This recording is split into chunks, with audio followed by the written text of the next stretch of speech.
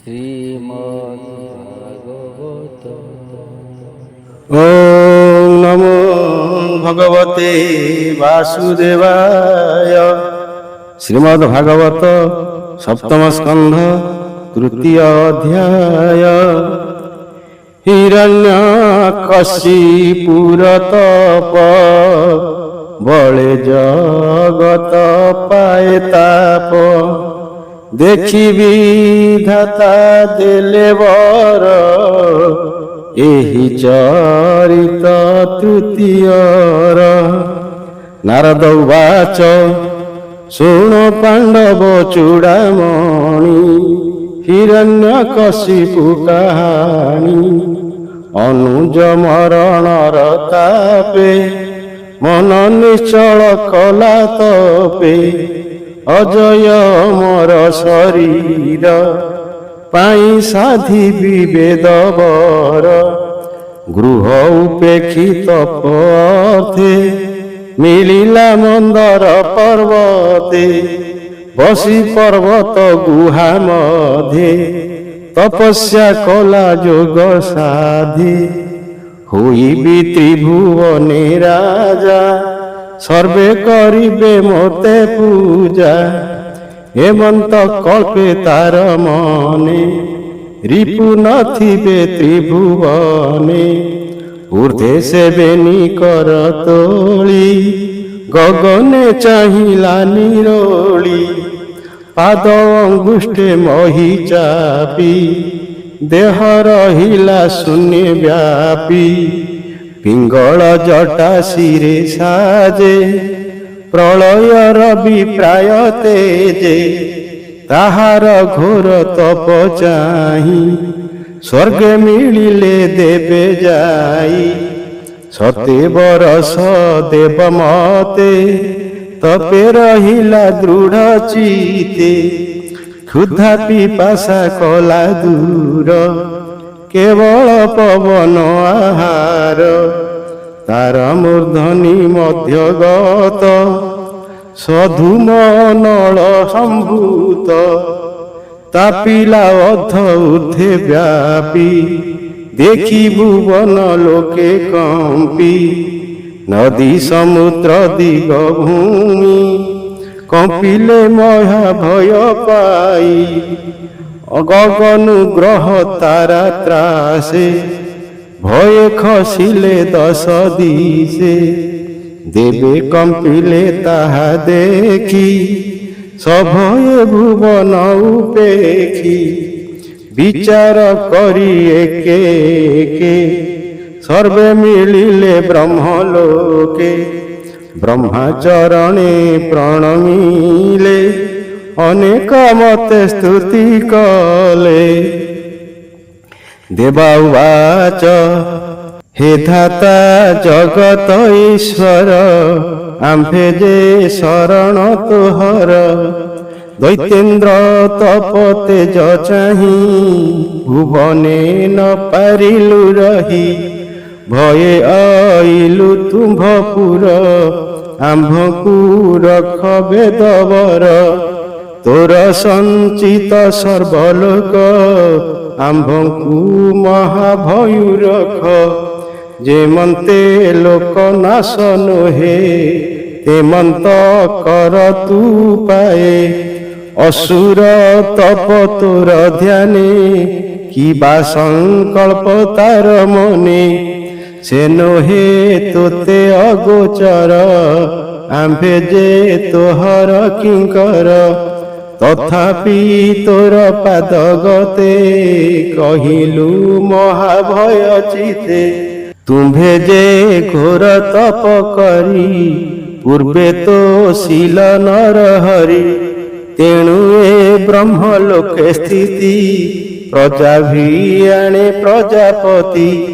ସେ ବଳବନ୍ତ ଯୋଗ ବଳେ, ଯୋଗ ସମ୍ପାଦି ସୁନିଶ୍ଚଳେ।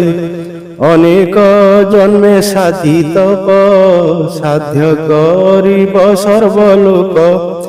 ଏତେ ବିଚାରେ ସତ୍ୟ ଲୋକେ, ବସିବ ତପେ ଆତ୍ମ ସୁଖେ।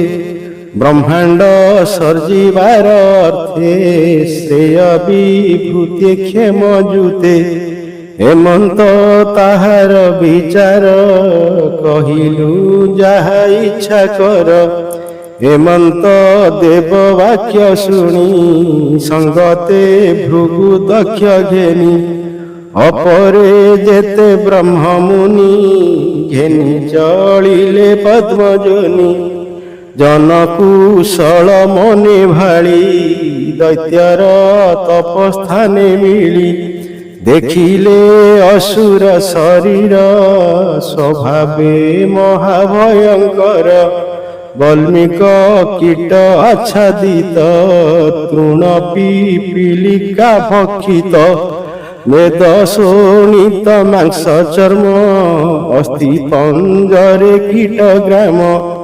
ତପସାଧନେ କ୍ଷୀଣ କାୟ ମାଂସ ଶୋଣିତ ଶୁଷ୍କ ପ୍ରାୟ ତାହାର ତପତିରେ କେ ହେଳେ ତାପିତ ତିନି ଲୋକେ ଦେହ ନ ଦିଶେ ତୃଣାଛନେ ମେଘେ ଆବୃତର ବିଜେହ୍ନେ ହେମନ୍ତ ଅସୁରର ଗତି ଦେଖି ବିସ୍ମିତ ପ୍ରଜାପତି ଆରୋହୀ ନିଜ ହଂସ ଯାନ କହନ୍ତି କୋମଳ ବଚନ ବ୍ରହ୍ମା ଉବାଚ ଉଠ ଏ କଶ୍ୟପ କୁମାର ହୋଇଛି ତପସିଦ୍ଧି ତୋର ତପେ ତୋହର କଷ୍ଟ ଦେଖି ଅଇଲୁ ଭୁବନ ଉପେକି ତୋହର ବରଦାତା ମୁହିଁ ବାଞ୍ଛିତ ବର ମାଗ ତୁହି ତପେ ତୋ ପରିସ୍ଥିର ମତି କେ ଅବା ଭୁବନେ ଅଛନ୍ତି ଅଦ୍ଭୁତ ଦେଖିଲି ମୁଁ ତୋତେ ତୋ ସମ ନାହାନ୍ତି ଜଗତେ ମାଂସ ଭକ୍ଷିତ କୀଟ ଜୁତେ ପ୍ରାଣ ଅଛଇ ଅସ୍ଥି ଗତେ ପୂର୍ବେ ଯେ ଥିଲେ ମୁନି ଜନେ ତପ ଆଚରି ଘୋର ବନେ ତୋହର ପ୍ରାୟ କେ ଅଛନ୍ତି ନିରମ୍ବୁ ଭକ୍ଷଣେ ରହନ୍ତି ସତେ ବରଷ ଦେବ ମତେ ତପ ସାଧିଲୁ ଏ ଜଗତେ ଭୂତ ବିଶ୍ୱ ବର୍ତ୍ତମାନେ ଦେଖିଲା ନାହିଁ ତ୍ରିଭୁବନେ ଦୁଃସହ ତପ ଏ ତୋହର ମନ ବଚନେ ଅଗୋଚର ତୋ ତପ ନିଷ୍ଠା ଦୃଢ଼ ଚିତେ ସ୍ୱଭାବେ ଜିଣିଲୁ ତୁ ମୋତେ ସିଦ୍ଧ ତୋହର ତପ ଦୀକ୍ଷା ମାଗତ ମନେ ଦେବା ଇଚ୍ଛା ଦେବଲୋକଙ୍କ ଦର୍ଶନେ ନିଷ୍ଫଳ ନୁହେଁ ମର୍ତ୍ତ୍ୟ ଜନେ ନାରଦ ଉବାଚ ଏମନ୍ତ କହି ତାକୁ ବାଣୀ ଦୟା ସାଗର କୁଶ ପାଣି ତକ୍ଷଣେ କମଣ୍ଡଳୁ ଜଳ କରି ସିଞ୍ଚିଲେ ତା ଉପର କୀଟ ବଲ୍ମିକ ଭକ୍ଷ ଦେହି ତକ୍ଷଣେ ଦିବ୍ୟ ରୂପ ହୋଇ ସର୍ବସମ୍ପୂର୍ଣ୍ଣ କଳେବର ବଜ୍ରହୁ କଠିନ ଶରୀର ଯୁବା ବୟସ ସୁଗଠନ ଯୁବତୀ ମନ ବିମୋହନ ତପ୍ତ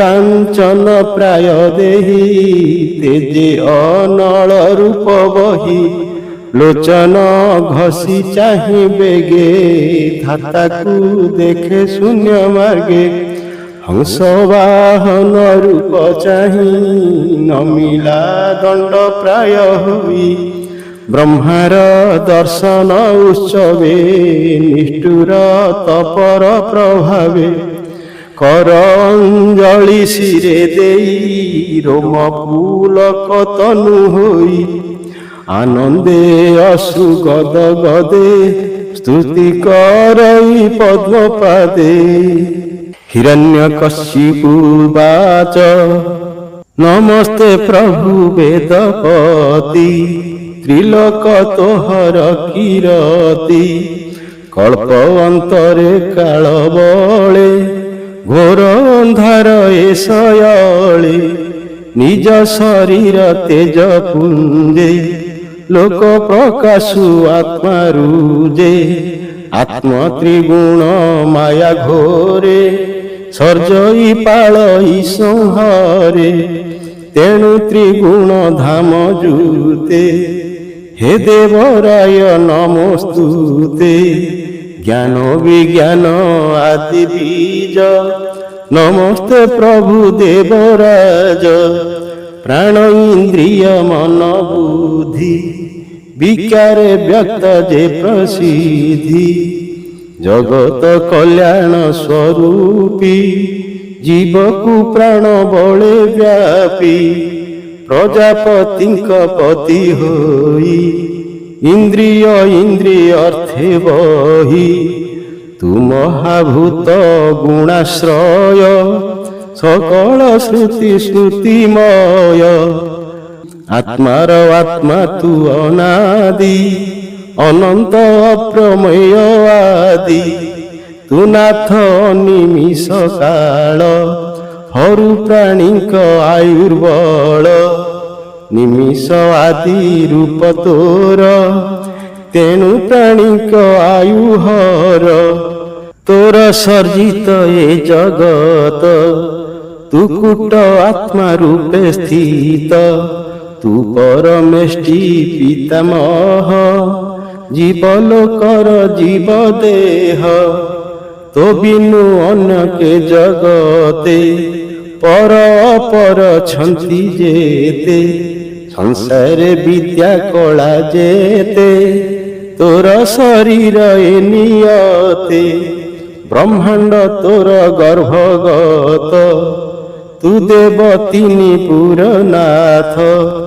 जगत रूप तोर देही मन इंद्रिय गुणग्राही एहांक भोग करु पूर्ण परम पदे तोर स्थान अव्यक्त आत्मा तु निर्गुण तु नाथ पुरुष पुराण अनंत अव्यक्त शरीर तु नाथ ब्रह्मांड भीतर चित चित शक्तिजूत नमस्ते प्रभु भगवंत जेबे तु बर देबु मोते शुण कहिबि तो अग्रते तोर सर्जना जंतु जेते रूपे अरूपे छंती जेते ताहांक हस्ते न मरिबि अजरा मर होइथिबि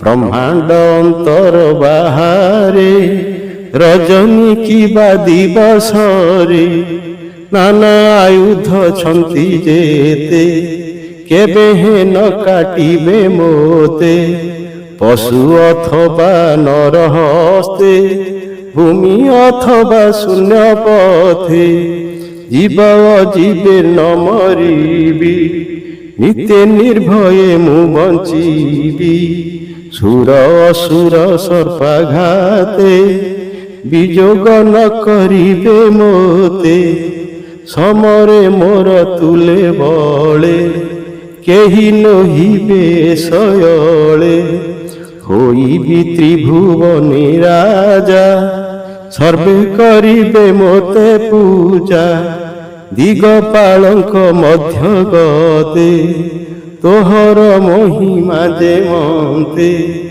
मु तप महिमा प्रभाव केबे हे विनाश नहिब एमंते ब्रह्मार सम्मुखे परमाकिला आत्म सुखे कर अंजलि शिरे देई ब्रह्मार श्रीमुख को चाही भणई दास जगन्नाथ सप्तम स्कंदे भागवत नारद युधिष्ठिर वाणी शुणी संसार तर प्राणी।